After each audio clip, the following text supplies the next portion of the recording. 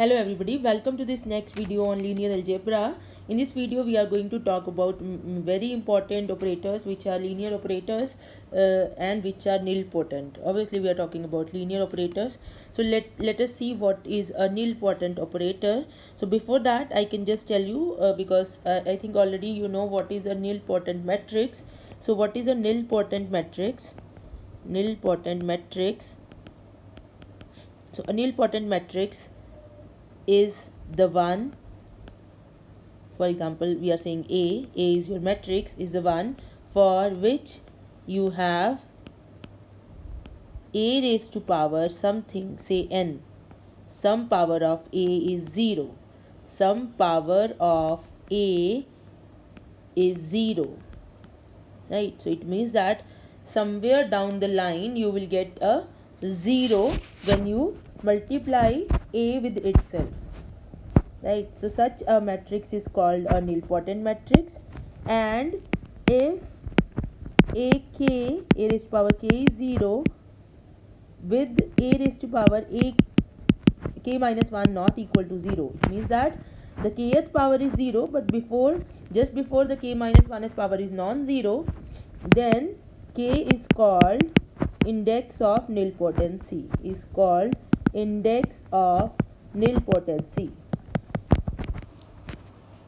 right? So you can see this.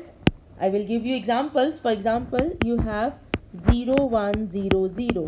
If this is your matrix, then can you say what is a square? A square is 0 1 0 0 into 0 1 0 0. So you do the multiplication, first row first column you will get a 0, first row second column you will get a 0, second row first column you will get a 0, second row second column you will get a 0. So a square is 0. So here a is not equal to 0 and a square equal to 0. Therefore a is a nilpotent matrix with index 2. Fine. So this is the first example I can give you. Generally it must have come to your mind that for some power of a to be 0, initially there must be 1 or 2 zeros. Okay, so this may be a myth about nilpotent matrices, but it is not true. Here you look at this example, 2 4 minus 1 minus 2. This is your matrix and you don't see any 0 here. So now you square this matrix. So you will have 2 4 minus 1 minus 2 into 2 4 minus 1 minus 2. What that matrix is going to be? First row first column. So that will be 4 minus 4. Then you have first row second column. So that is going to be 4 minus 4. Sorry. First row second column, so that will be minus 2 plus 2, and then you have second row first column, so that will be 8 minus 8. Then you have second row second column, so that will be minus 4 plus 4. So that is going to be 0 0 0 0. So you see a is non-zero but a square is 0. So therefore a is a nilpotent matrix of index 2. Nilpotent matrix of index 2. Fine. I will give you more examples. Here you can have a is equal to, you see, this is an interesting example, 2 2 minus 2, 5 1 minus 3, 1 5 minus 3. You see there is no 0 here. And if you square this matrix, you can do the calculation yourself. I am just writing. You'll get like 12 12 24 minus 4 minus 4 minus 8 minus 4 minus 4 minus 8. Maybe you will lose your hopes that maybe it will not be a nilpotent matrix because you cannot see even a single 0 even after squaring. But if you go a little step ahead, one step ahead, you will see a cube is 0 0 0 0 0 0 0 0 0. So this particular matrix here is such that a square is non-zero and a cube is 0. Therefore it is a nilpotent matrix of order 3 or order or index 3. So I think the definition for a nilpotent matrix is clear. Now, an important observation about nilpotent matrices, an important observation, this will be helpful to us many times, about nilpotent matrices is the following. You see, you are saying A is nilpotent implies a raised to power n is 0 for some n, right? So it means that A satisfies the polynomial equation t raised to power n equal to 0. So it implies minimal polynomial of A, which will be empty. So this is minimal polynomial of A divides t raised to power n. Therefore, minimal polynomial looks like, your minimal polynomial is just a raised to power something t raised to power some p equal to 0.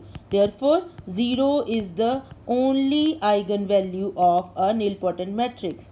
Only eigenvalue of a nilpotent matrix. So this thing you should note that whenever you have a nilpotent matrix, the only eigenvalue possible for the nilpotent matrix is 0. Right? Okay. Now let us come to nilpotent operators. Nilpotent operators. So what are nilpotent operators? T from V to V, a linear operator. T from V to V is said to be a nilpotent operator. Said to be a nilpotent operator if t raised to power n from V to V is a 0 operator for some n. For some n. So you are saying that t raised to power n is 0. Further, if t raised to power k is 0 operator and t raised to power k minus 1 is non-zero operator, then k is index of nilpotency of the operator. Fine. For example, you can see if I have this operator t from R2 to R2, which I am defining as t of x comma y is equal to y comma 0. So can you see whether this is a nilpotent operator or not? So you can just try t square xy. What is that going to be? This is t of x comma y. That will be t of x comma y is y comma 0. Now this is y component is 0 here. So 0 comma 0. So t square is 0 operator because this here xy is arbitrary. Right? Therefore it is a nilpotent operator of index 2. Operator of index 2. Right. So similarly, as in the case of nilpotent matrix, the only eigenvalue for a nilpotent operator is 0. So the only possible eigenvalue for a nilpotent operator is 0. So this can be noted. Fine. So, and the last thing, there are two important definitions which we will be using in the coming videos. So just let me tell you, there is something called Jordan nilpotent block. There is something called Jordan nilpotent block. So what is a Jordan nilpotent block? It is a matrix. Okay, you can say nilpotent block of index R. It is a matrix, R cross R matrix, having ones on super diagonal and zeros everywhere else. Right? So your matrix looks like 0, 0, 0 everywhere here, and except you have a diagonal, super diagonal here of ones. Fine. So for example, if you have Jordan, we generally denote it with NR. This is Jordan N for nilpotent block. For example, if you want to write N1, that is just 0, right? Because we have 1 cross 1 matrix, there is no super diagonal, so you have 0. If you want to write n2, that looks like 0 0 0 1 on the super diagonal. This is a 2 cross 2 matrix. So this is Jordan nilpotent block of index 2. Then Jordan nilpotent block of index 3, that looks like 0 0 0 0 0 here 0. Then you have 1 on the super diagonal. Fine. So for that you have 1 here, 0 here. So this is Jordan nilpotent block of index 3 and so on, and 4 will be something like, so you have 4 cross 4 0 1 0 0 0 0 1 0 0 0 0 1 0 0 0 0 and so on. Right, now you can check that here n raised to power 1 is 0. Here you can check n raised to power 2 is 0. Here you can check n raised to power 3 is 0. Here you can check n raised to power 4 is 0. Right, so NR is nilpotent matrix with index R. Fine. So this is important. You should remember what is a Jordan nilpotent block of index R. There is one more term which we are going to use in the coming videos, that is called Jordan block. The above was Jordan nilpotent block. Now we have Jordan block. So this looks like a Jordan block. This looks like lambda, lambda, lambdas on the diagonal, 1 on the super diagonal, 0 elsewhere. Right? So generally we denote it with J lambda. Fine. So you can have any size. For example, if I want to write Jordan block of size 1, so that will be just this. Jordan block of size 2 will be lambda lambda 0 1. This is not nilpotent.